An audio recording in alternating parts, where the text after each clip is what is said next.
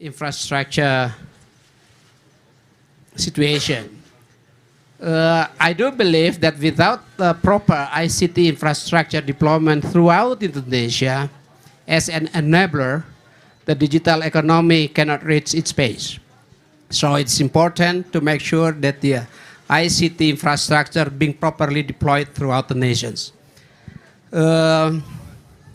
COVID-19 cannot stop us to continue to deploy the ICT infrastructure to connect Indonesia. Okay. In the first layer, fiber optic layers, the broadband layer, Indonesia has already deployed almost 360,000 kilometer length of fiber optic, inland as well as subsea network. So this year we will also connect the unconnected dot, which we will build another 12,000 kilometer length of fiber optic, to make sure that the whole network are properly in place throughout the nation.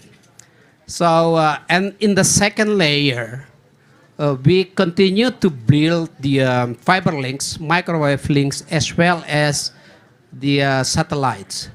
As you may be aware, that in a very remote and difficult geographical area in Papua, we cannot connect Papua only with the fiber optics. But we need to combine with the microwave link and the fiber link, which is we are now doing it to connect the dots in Papua as well as the Kalimantan. So Indonesia now is using 9 satellites to support Indonesian capacity demand for the telecommunications. But the total capacity is about 50 gigabit per second.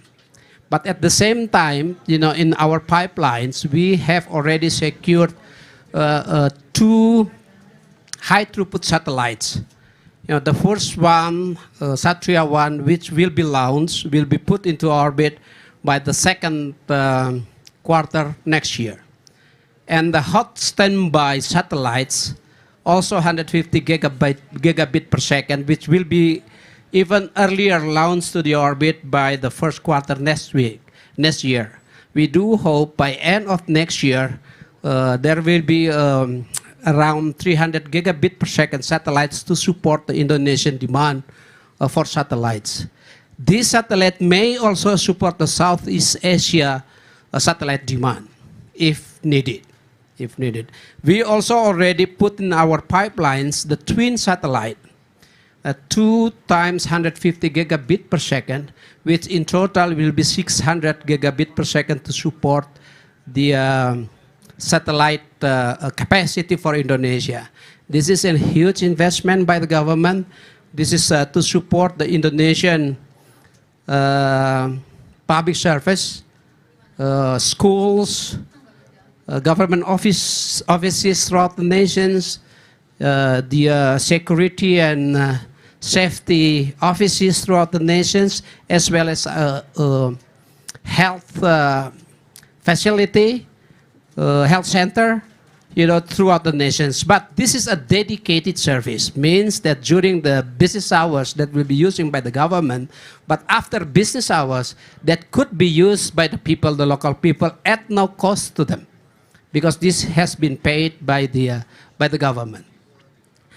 And the last mile, we are now building the base transceiver stations. Indonesia now has already deployed 500,000 base transceiver stations. But that's not enough. We still need to connect all the blank spots throughout the nations, especially in the very remote and rural area, so-called 3T. Yeah, in the very rural area.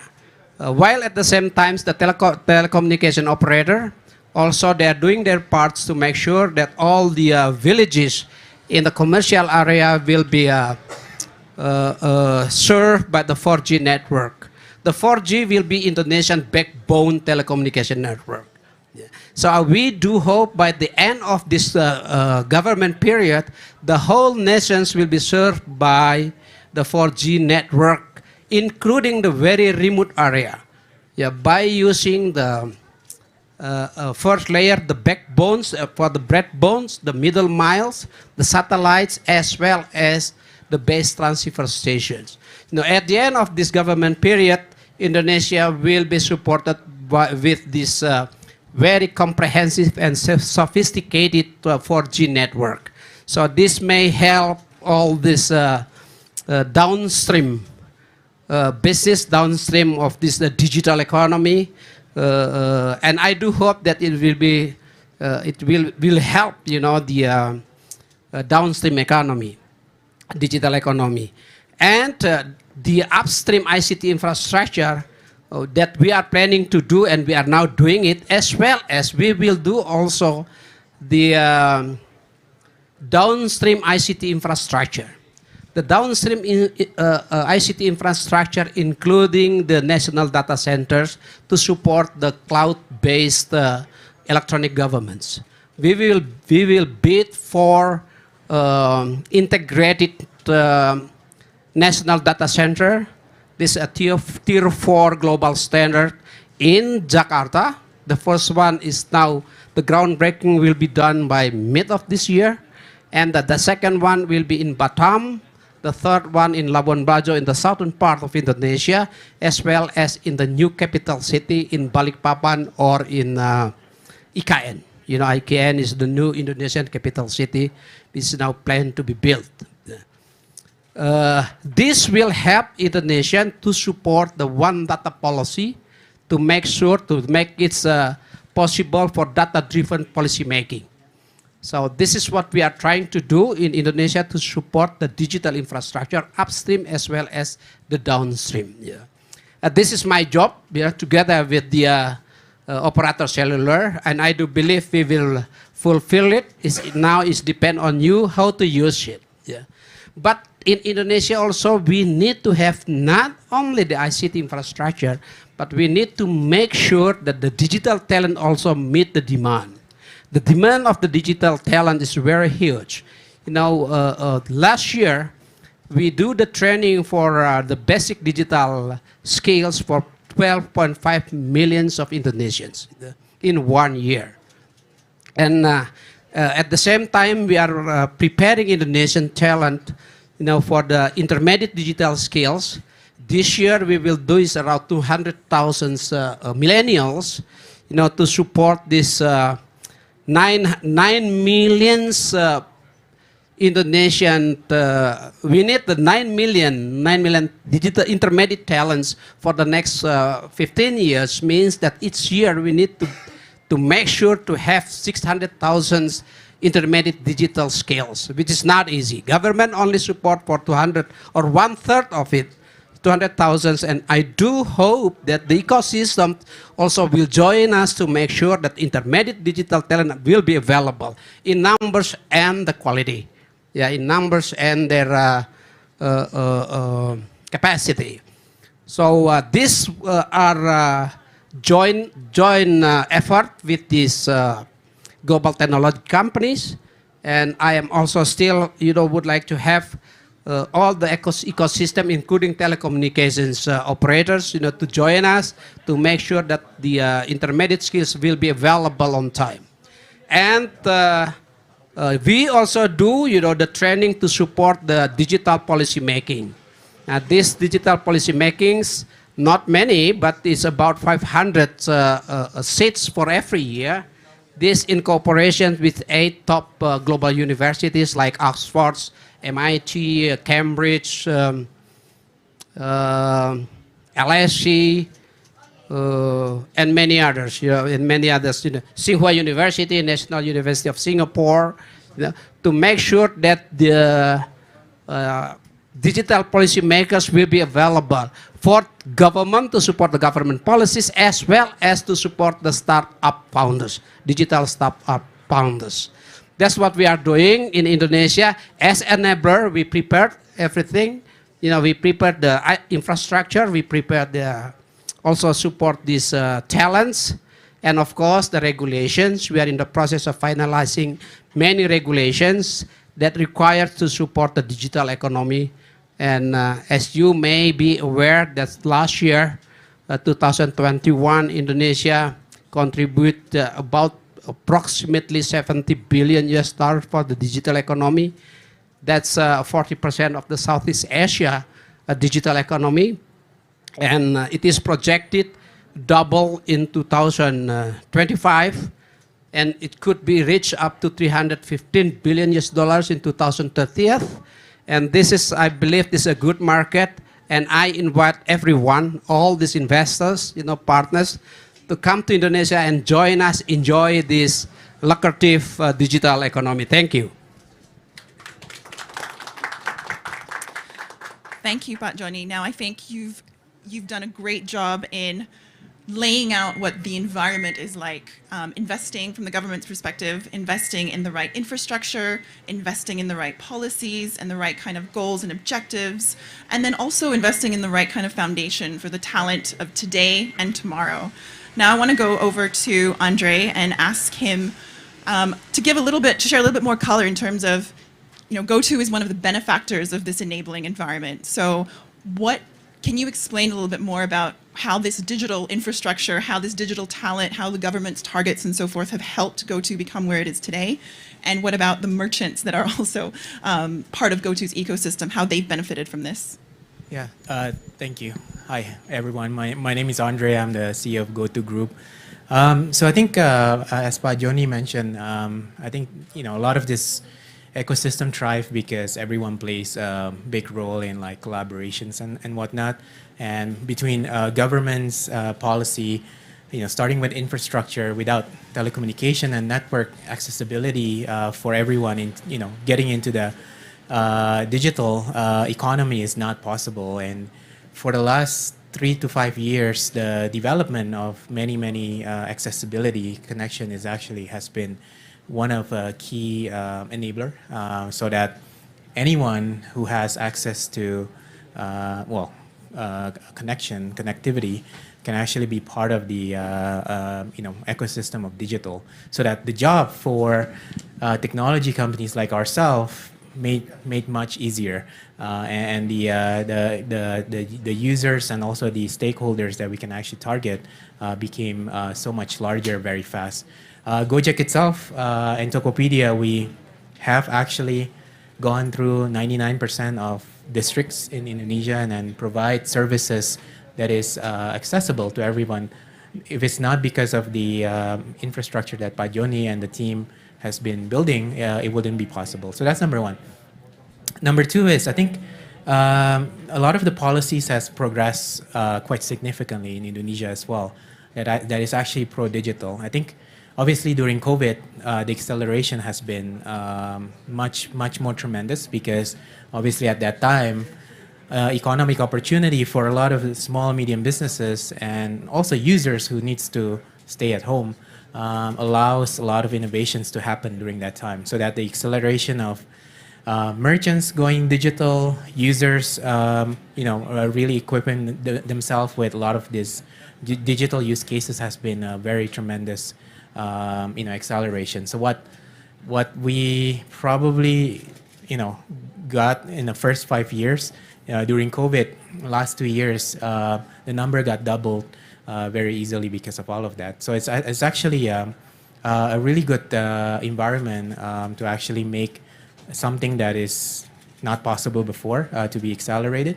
Now, but that doesn't stop there, because we know that something that is great needs to be better, so that the kind of a lot of this new behaviors can actually stay for good.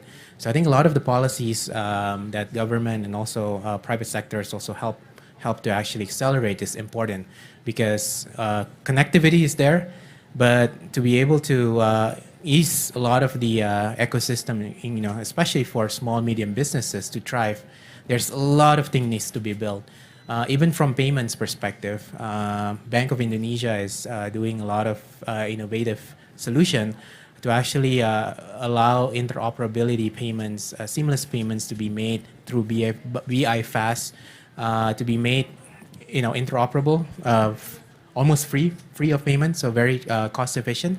Those kind of enablement will actually help make digital kind of access to small medium business to be much more affordable.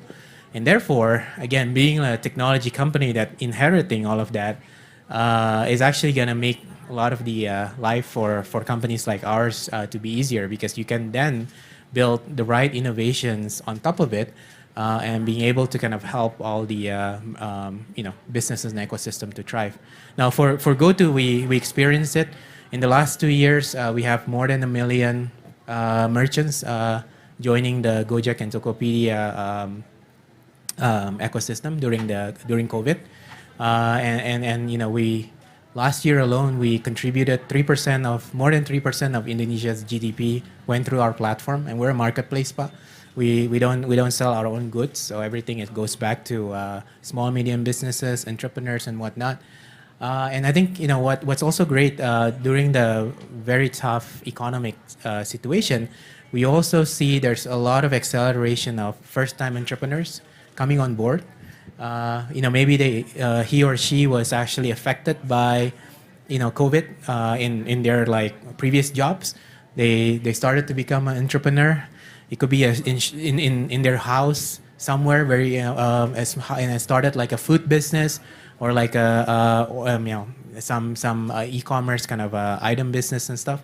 But because of the role of this digital platform, everything is accessible, and that itself has been hopefully one of the source for Indonesia continue recovery in terms of the economy and whatnot. And this is actually going to be a very good trend, especially with all talents develop, more and more entrepreneurs. I mean, even today there's a metaverse company here. All this is actually really a testimony of how policy, infrastructure, entrepreneurship it actually congregate. And then on top of it, we experience it ourselves as well. It used to be hard for a technology company in Indonesia to become access to a larger capital market, but recently even our Indonesian regulators, OJK, Financial Service Authority, changes the landscape for technology companies like ourselves to be able to become a public company, and we just did. And that actually also become a really kind of a center for everyone to be able to then grow and then become a public company, a locally founded public company. And that's actually an ecosystem that is super, super good, end to end, right? So I think it's a good time to be in Indonesia, become an entrepreneur in Indonesia, invest in Indonesia, and thanks to the government that's super, super supportive for developing all of this. Thanks, Andre. So I think what we have here is an incredible example of how public-private collaboration can bring about real kind of impact and an incredible growth story for Indonesia overall. With that, I actually want to move more downstream and invite, I believe we have Aldi from Dua Coffee and Valencia from Keripik Balado Shirley on stage. These are two GoTo partners, which is very exciting. And maybe, ladies first, Valencia, I'll start with you. How has this digital economy, the rise of digital economy helped you in your business, in digitizing your business especially, and during the pandemic with all the negative impacts that came with that? Okay, thank you. Keripik Balado Shirley has started since 1994. It's like around, 28 years already. We sell so many keripik balado all around Indonesia. And then in 2009, there was an earthquake in Padang. Padang is where the keripik balado. And then the building raised, and then we almost closed the keripik balado Shirley. And then the pandemic hit in 2020. There was no profit at all. When the pandemic hits, Shirley thinks how to still operate the store, and then it's really the nightmare that happened to us. And the very good thing of the digital economy, we joined GoTo, Gojek, Tokopedia, and then so many digital platform for online selling, since maybe around 2019.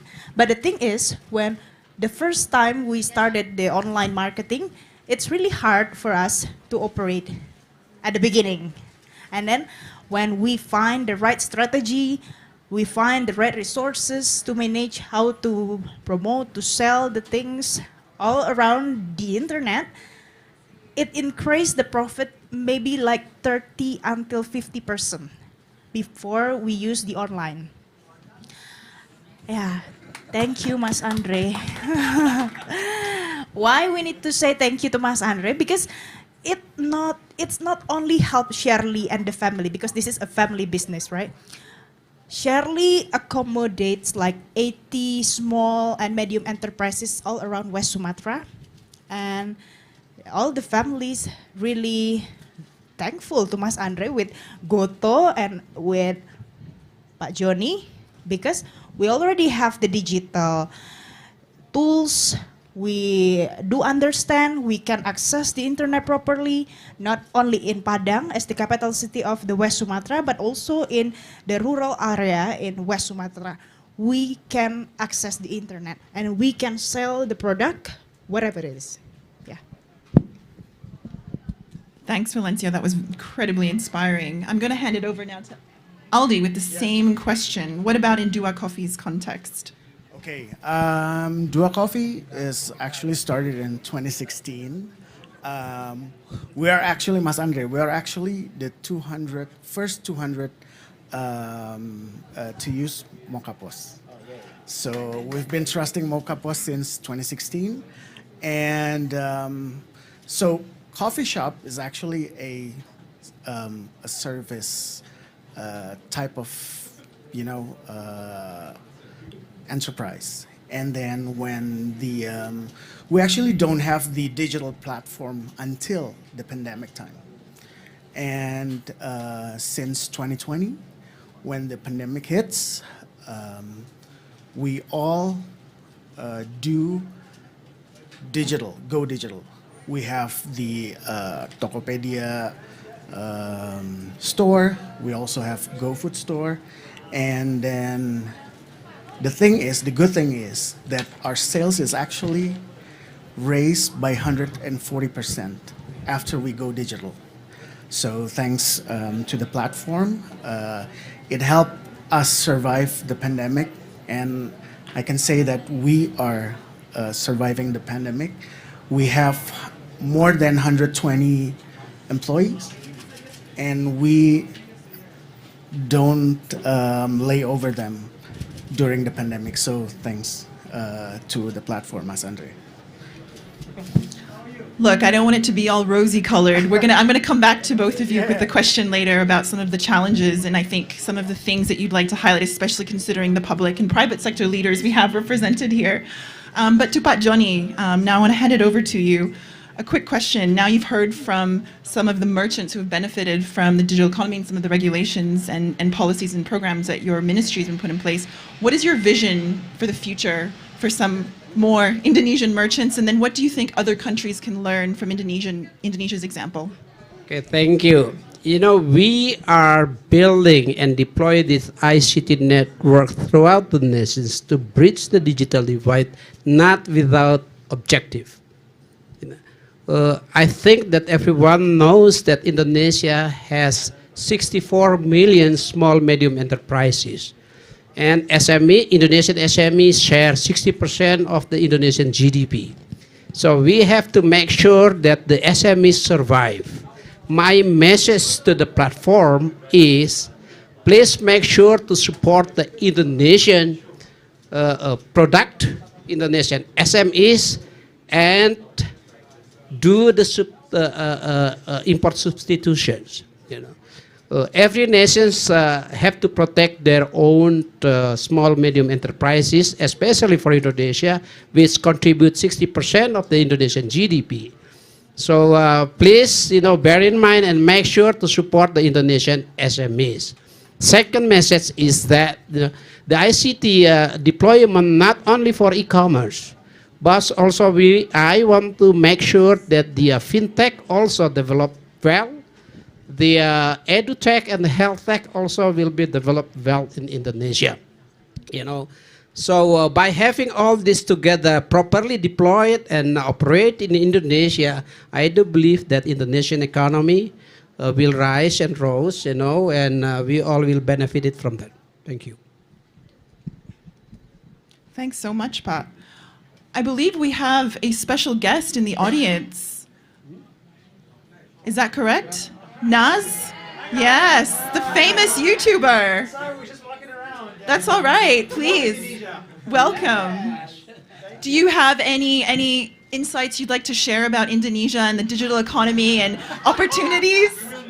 We'll make a YouTube video out of this. So I have never been to Indonesia. No, what? For other reasons, but I will be going in 2 months. Great. And I feel like Indonesia is like the future. Well, you have the right people here to Yeah. introduce you to Indonesia, so we're very looking forward to welcoming you. Thank you guys. I'm super honored.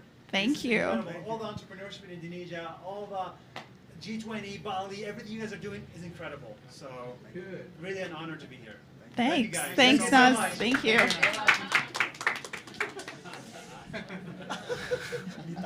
So that was great. All right, I lost my train of thought now. No, look, thanks, Pat, for sharing some of that, some of your aspirations. Andre, I want to hand it back to you for the same question. What are some of your aspirations, especially in context of GoTo's partners and knowing what's in the future for the company? What would you like to see in the next few years, especially as, you know, for the digital economy and some of the objectives that you know the government has? Yeah, I think the last five years has been great to give birth on all the digital platform that is locally founded. But as mentioned, I think what is great needs to be developed more so that it becomes really sustainable and can give birth to more and more. I think Indonesia, as mentioned, we have a large market. Pak Joni mentioned that we contributed 40% of Southeast Asia's digital economy. It could be more. Everyone wants to be in Indonesia. Large companies, Facebook, Google, everyone wants to be in Indonesia, but everyone's seeing us sometimes to be just a market. So the development in terms of talent is important. So everyone needs to contribute so that, if I think Joni mentioned earlier, if we have like 10 million of digital talents, those are the talents that every local startup, local entrepreneurs, all the entrepreneurs in Indonesia can actually deploy so that the contribution can be 10x, 5 years, 10 years, whatever it is. That's something that needs to be developed further. Talents availability, the depth of talent, and also their capabilities, because as you can see, now we live in a Web 3.0 world, and now we talk about blockchain, crypto, metaverse and stuff. So everything is actually happening really fast. And if we don't continue to develop that with public-private partnership and also contribution from global tech companies who wants to be in Indonesia, that's actually is not achievable. The second is, as mentioned, a lot of infrastructure has been developed really well, but then there's the next stage, right? I think Pak Joni mentioned about fintech. It's very important. So because we all wanted to have financial inclusion as one of the biggest goal, serving the underbanked or unbanked so that they can actually be participating. But if the cost of moving money is expensive, digital identity, authentication, fighting fraud, because sometimes when you go digital, everything, all the fraudulent activities is gonna create so much expense and also actually create distrust to the system when the platform is there's so many fraudulent actors coming into it. So there's a lot of development that needs to be done. I think to give an example, India with UPI has been really great in like accelerating the financial inclusion, and something that Bank of Indonesia is actually, and OJK has already started developing as well. I think if we can continue with that path, then access becomes cheaper because of Pak Joni's infrastructure, and also access becomes cheaper because of all the financial infrastructure. That will be such an amazing opportunity, because again, to innovate to help merchants that we discussed earlier can be much easier, and access is going to be even greater.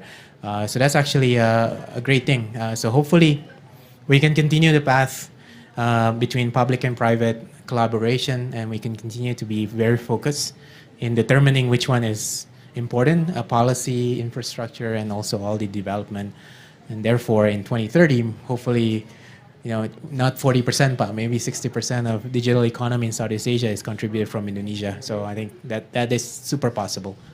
Certainly ambitious vision there. I'm going to go back to Aldi and Valencia now. Look, no pressure, but speaking on behalf of the millions of MSMEs in Indonesia, I'd like to hear what, knowing the leaders represented here today and in the audience as well, what are some of the challenges that you've faced personally, or you believe a lot of the micro SME and small medium enterprises in Indonesia face, that you wish you could see change? It's a hard question, so. Okay, before the previous talk, we talk about the general plan. It's like the macro one. The small and medium enterprises, the society, maybe they don't really understand how to project the plan because it's that macro, right? But if we do the job, if we put ourselves to their shoes, you're gonna feel like this is a different era. When there is the internet, this is something new. This is really new. Maybe 4.0, 3.0, or 2.0, we already talked about it like years before. They just feel and do just right now. After we already introduced with Gojek, Tokopedia, and then what else? You name it, Shopee. The thing is, there is the super app of Gojek. We call it GoBiz. GoBiz help us very much. So this application make it more user friendly because the one who operate the system is not the younger generation. Don't say they are like 18 or 25. No, the one who operates the system is my mother, 47, 55, 60 years old. How could we expect they understand how to use something in the internet? How could we expect them to understand more about internet can do so many things? They don't understand it. So the challenge is that I think how to communicate, how to deliver the system to the small and medium enterprises to use it wisely and with the strategy. Because if you just join it without any kind of strategy, without any good support of the internet access, it's nothing. You cannot do anything with that. You even don't understand. If we do that, we will understand it very quickly. But they don't. That's the challenge. Thanks, Valencia. Now maybe Aldi, I'm going to change the question a little bit. Oh, no. I'm keeping you on your toes. We've heard, feel free to also share some of the challenges that you faced or that you believe other MSMEs are also facing. But what would you like to see from a platform company like GoTo? What would you like to see from the government as well in response to some of those challenges? So I think we live in an era that information is free and accessible to everyone. So using the digital platform like Instagram, and then with Pajone Ministry also, you share information every day in their social media platform, that we young entrepreneurs has to go digital. And then probably I think the challenge is actually not so many entrepreneurs knows what they wanted to do like 5 years from now, 10 years from now, 15 years from now. And then when they caught up in the daily routine, they forgot where they needed to go. So if entrepreneur wanted to do business, you have to make a very long map What do you want to do first? What do you want to accomplish first year, second year, third year, fifth year, and so on and so forth. So, and then also the platform, the digital platform like Mas Andre, and then the one that Pa Johnny said about the fintech, that we also need the funding to grow bigger, actually. And also, yeah, I think that's the funding is actually one of the biggest challenge for small medium enterprise to to go big or to sustain for now. I mean, because all of the pandemic. Thanks, Aldi. Now, in 30 seconds or less, Bat Johnny and Andre, now you've heard some of the challenges from Valencia and Aldi. You've heard them share their own experiences as merchants. What is a commitment that you're willing to make here today in response to some of those challenges? Funding. So the answer is money. Thank you. My second message, to Yes. close this, my second message is to the digital platform. Please make sure that you have a proper cybersecurity management. That's very important, to make sure that people trust and believe and rely on you. Make sure that the technology, the encryption technology are the latest version of the encryption technology are properly deployed in your system. You have the management system, a proper management system, and the talent for cybersecurity. This is very important, My commitment is we will deploy throughout the nations the ICT infrastructure. We will close the digital divide, and we invite the Indonesian SMEs to join us, to join and take part on this digital economy. Now, up to now, I am informed that it's about 18 million Indonesian SMEs already digital onboarding. So now the job is to scale them up, and make sure that the product are there, and everyone can enjoy together for this lucrative Indonesian digital economy. Thank you. Thank you, Pat Johnny. Andre, your commitment? Well, I mean, if everyone that knows our tagline, mulai aja dulu karena pasti ada jalan. So it's actually a really good summary, because if we have to continue to invest to make everything much simpler to use, accessible, access to funding, everything it's such a big package. So I think our commitment is continue to innovate to make sure that everyone, if you have a good idea, good food, you just have to go into the GoTo platform. We make life easy to actually start a business, and that's the commitment. So are we going to see Gojek and GoFood in Davos next year? Is that the commitment? Look, we have about 10 minutes left, and so I want to hand it over to the audience if there's any questions. I don't know if there's a mic going around. Folks, this is a unique opportunity to ask anything you'd like to these great speakers that we've had today. Or they've just left you all speechless. Yeah. Yes, sure.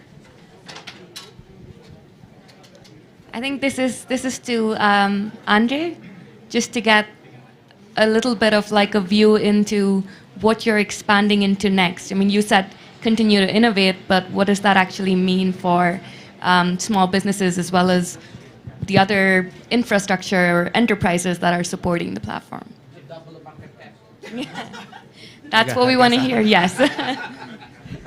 So I think so in GoTo we basically, obviously everyone knows that we run on-demand services, e-commerce and payments, but what a simplified version is that we build platform that engage with customer. We run logistics and we run payments and fintech to help transactions to be easier, right? There's a lot of things that needs to be done there. For instance, making logistics faster but cheaper. That's a big commitment. I think everyone in the world that uses Amazon Prime Now, for instance, Amazon Prime Now used to be 3 days promise, become 1 day, and then 12 hours, then 6 hours, 4 hours. and it becomes accessible for everyone. Obviously, that's in the developed country. In countries like Indonesia, where we're island-based and stuff, that's actually more difficult. But if we don't invest into that infrastructure, how do we actually build something that's more accessible? Like for instance, someone that wants to buy do a coffee, if they have to pay $1 for delivery versus paying 30 cents, with 30 cents, that the market is actually expand, right? So that buying things online is accessible for everyone, not just people who has the economic capability. Similar to payment and fintech, we talked about a lot of the infrastructure, and also getting access becomes cheaper and stuff. So those are innovation that requires time and development to make. But once we get there, the market is going to open up for all merchants to get to more customers, and customers will enjoy the services better but cheaper as well, and that becomes something that is very unique. So it's innovation in some sense, but it's also a lot of operational control and execution. So that's something that is quite exciting for all of us. Yeah. Thanks, Andre. Questions? More questions? Wow, we have left. All right. So I think we are almost at time, so we are going to wrap up. I believe we have a photo that we need to take with the panelists. So everyone can, do we have a photographer to take? Yeah? All right, great. Shall we stand? Come on.